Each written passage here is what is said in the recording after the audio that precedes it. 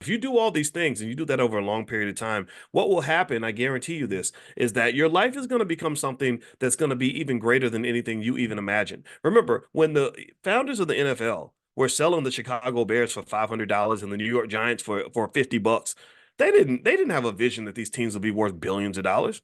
Their greatest hope, their plan was maybe one day these teams are going to be worth $5,000 a piece, maybe $10,000 a piece. Oh my God, that would be amazing. That's what they were thinking. They couldn't visualize what the universe had in store for them 100 years later, right? But look at what we have now. Look at the NFL now. So what I want you to do is I want you to just really, first of all, really identify what you consider to be master's plan, meaning the plan of somebody that is not you, the plan of somebody outside of your family, outside of your community, who's controlling you with money, using the virus of financial desperation and economic fear to almost like zombify you and force you to do things that you really don't want to do.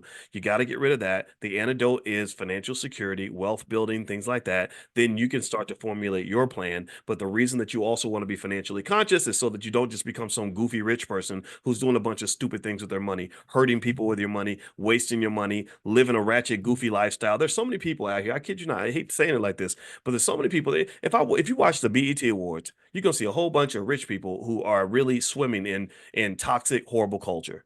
They're literally losing wealth in ways that they can't even imagine. Not financial wealth. They're losing things that are more important than financial wealth. You talk about losing your health, losing your physical and mental health, destroying your relationships. I like, for example, a lot of rich rappers think that they're doing well because mama, look at me, I made my dream, I'm living my dream now. And then next thing you know, you see the headline where Lil Pookie Run got shot, in the grocery store, because your dream puts you in a space where rappers should get hazard pay because they're dying every single week. Or you get signed by Gucci Mane. Anybody see that the rapper Gucci Mane had $1 million in the studio and he was really showing all these people how much money they would make if they were artists like signed with him. And then people in the comments I think the consciousness level of the community is growing. I think the financial consciousness level is growing because a lot of people made the very polite remark where they said, you do know that a lot of your artists are dead now, or in prison. So don't take the money. That's what people were saying, and I think I thought that was great. I'm like, thank God people aren't just gonna get lured by somebody waving a couple of dollars in their face. That's not you. You got to think about the whole picture. You got to have a holistic approach to wealth building. That's the best way to approach it because $10 million in your bank account won't mean anything if you are miserable, your kids hate you, your health is depleting, you're half crazy, worked half to death. Like none of that is gonna matter. Like money won't fix that. Money won't fix that. So I want you to go make your money. As I say, I was thinking about making money the flyway. Remember that song? I told you I met the rapper who made that song. I went to Willie D's thing down in Houston, and Lil Troy, I think that was his name. He follows. He's like on the platform. I was like, yeah. And he told me the song. I was like, I love that song. Right? I want to be a baller, shot caller. Right. So to me, when I think about making the money the flyway, there really has got to be a better way. And to me, the best way, the flyway, is when you're making money in a space where you are free, where you are happy, where you are loved, and you are giving love to others. You're elevating the people around you. You are multiplying yourself in beautiful ways, and you're really living a fulfilled existence. See, and I saw something today. I put it on my Twitter and made me think.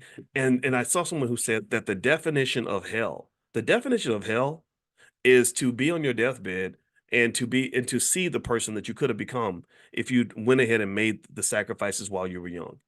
The definition of hell is to run into the version of yourself that you could have been if you had quit messing around and got busy and put into work, stopped being scared, and made your move.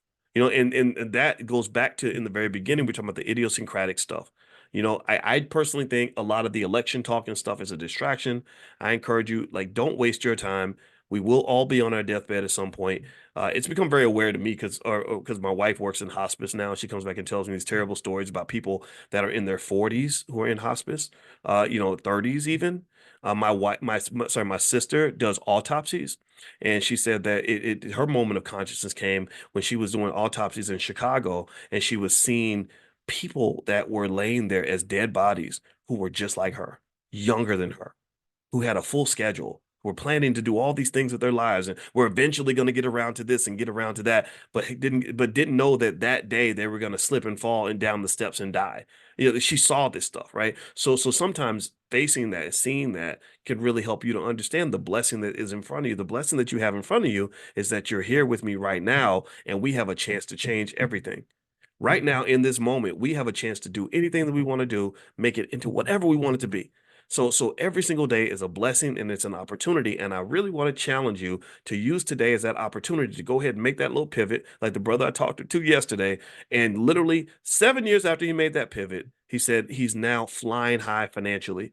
And I was so happy to see that. And I want that for everybody. I want all of you to be winning. Okay. All right. So anyway, I gotta go. I got 18 minutes to get ready for our Q&A on stock options. If you still want to join, you can go sign up at drboyceprime.com. And once you log in the curriculum section, there's a link to join the Q&A. We're going to talk about stock options and generating income from stock options. The program doesn't cost much, but we can't do that for free just because the Black Business School, we raise money and we have to be independent.